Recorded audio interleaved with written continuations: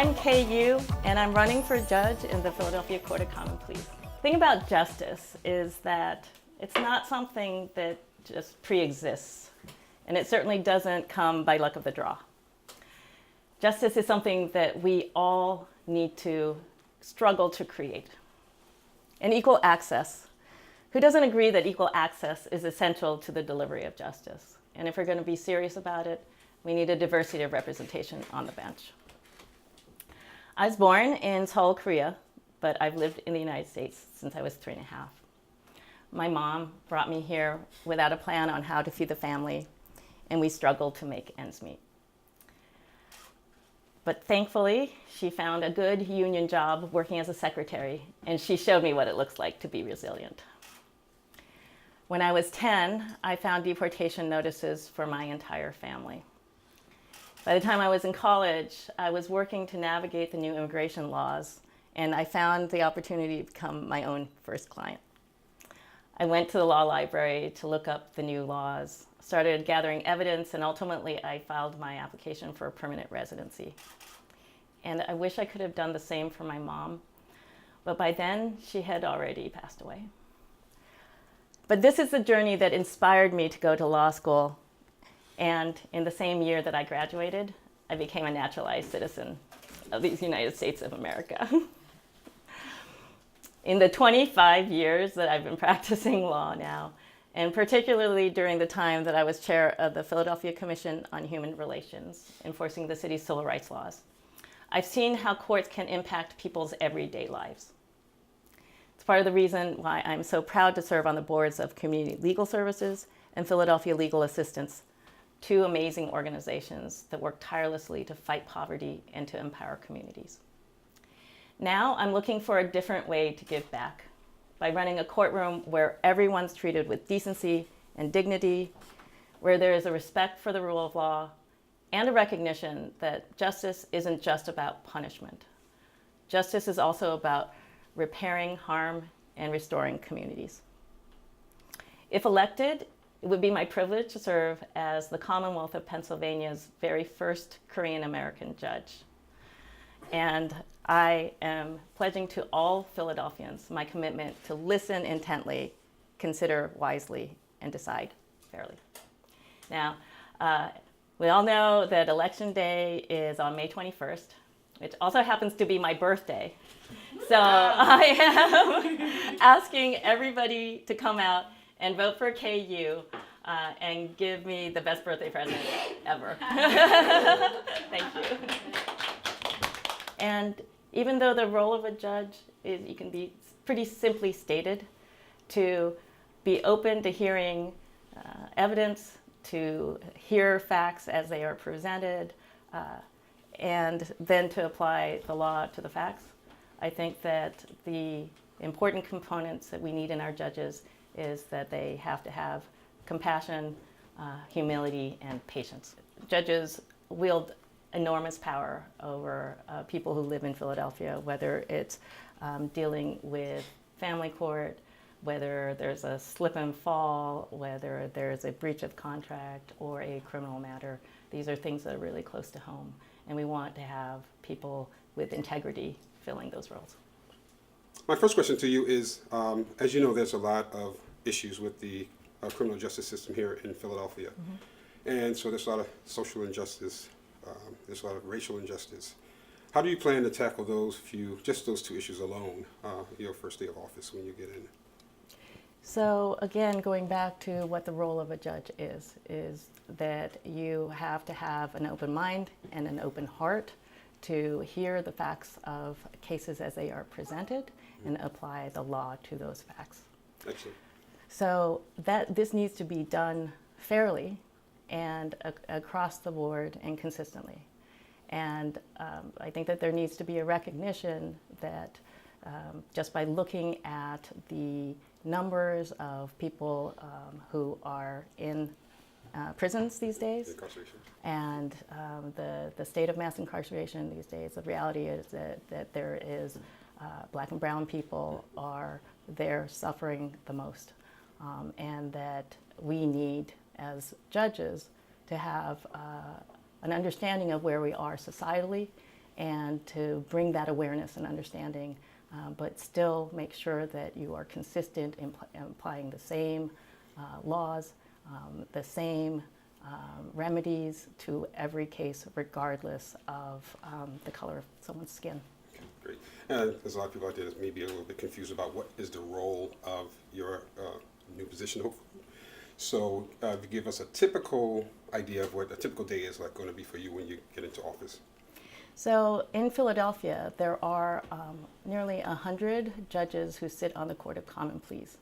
Now, this is a trial court level judge, and it's a Pennsylvania state court. And it's a court of general jurisdiction, so it means that the Philadelphia Court of Common Pleas can hear cases that involve family law, criminal matters, civil matters, whether it's a breach of contract type of claim or a tort type of claim, whether it's slip and fall, motor vehicle accident, all of those things can come before these judges. But because there are so many judges and the court system is large in Philadelphia, there are assignments that are made, and so judges sit in different divisions. So some sit in family court, some sit in the criminal division, so it depends on the assignment. And the division that you're going to be in? It is not known. Okay. First thing is you run for the court. Okay. All judicial candidates in Philadelphia are running to be placed on the court, and then the president judge and the administrative judge, they make the decisions as to where individual judges are then assigned. Great. Excellent. Thank you for the interview. Mm-hmm. Take Great care. to meet you. Nice to meet you too. What is your plan to do more rehabilitation, to increase rehabilitation, decrease incarceration? Yeah. There are a number of diversionary courts. They should be fully utilized. And so there's like a mental health court. There are diversionary courts specific to juveniles. And I think that expanding on what exists currently is something that I am very interested in participating in. Also, restorative justice is something that it really came to me when I was at the Philadelphia Commission on Human Relations. So we did 11 public hearings over the course of the year after there was violence in South Philadelphia High School. And during those hearings where we asked for students and parents and concerned Philadelphians to come and share their stories about intergroup conflicts and the problems that they faced, but also to share the solutions that they saw. And there were students who came. Always the most compelling testimony comes from students. And there was a call for restorative justice because they had learned about it. They went to Colorado to learn about this. And currently in the United States, there's really a focus of using restorative justice and restorative practices in the schoolroom, right? Using my meditations at its attention. But there are other justice systems outside of the United States that fully incorporate that into their criminal justice system. So I would really love to be part of folks coming together to explore restorative justice and having that be implemented in Philadelphia. So my mom is Chinese, Yeah. and all of her friends, they've never been very engaged in local politics, and I wonder if that's something that you're encountering as you go out and talk to fellow Asian Americans in Philadelphia. I don't know what voter turnout is for them, but I just know from my experience with my mom and her friends is that it was hard, especially as Asian American women, to feel like they had a voice in politics, especially when they were first generation immigrants. Folks in the Asian community, the immigrant community, are traditionally seen as having low voter turnout. Now, I would say that we have pretty low voter turnout across the board, so we should all do our democracy better. Good point. But that's part of the reason why I'm so proud to be a candidate right now, because Asians particularly are completely underrepresented in government. And we need to change that together. And so we need to push for more appointments where they can be made. But we also need to step up and take the plunge. It's been sort of scary sometimes, but here I am running for this position.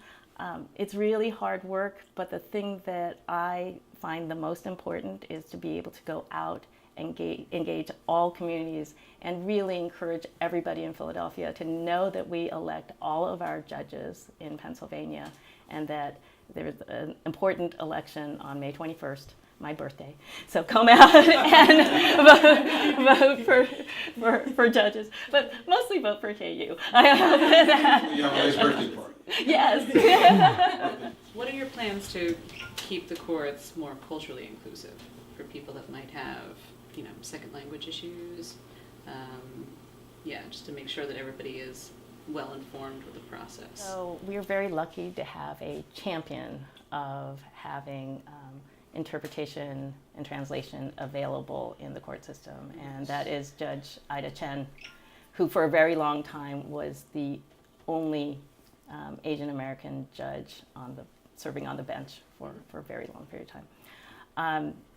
And she has done so much work in making sure that interpreters are available and that we live up to this legal obligation to provide this kind of access to the justice system. And I hope for the opportunity to join her in making sure that those services are accessed, that people know about them. Yeah. This is another issue, again, going back to the hearings that we did around intergroup conflicts in the school district. Same kind of issue. Even if there was a language line that was available, getting everyone to understand that it was available, to know that that's a resource that actually existed, and then utilize it is something that takes not just the existence of that as an option, but education, so that everyone who's in the building, all of the adults know how to access it, and that people who are in in the schools or in the court system also are educated enough to know that this is something that is available to them as well. Hey, you. Vote for KU. Thank you. I love it.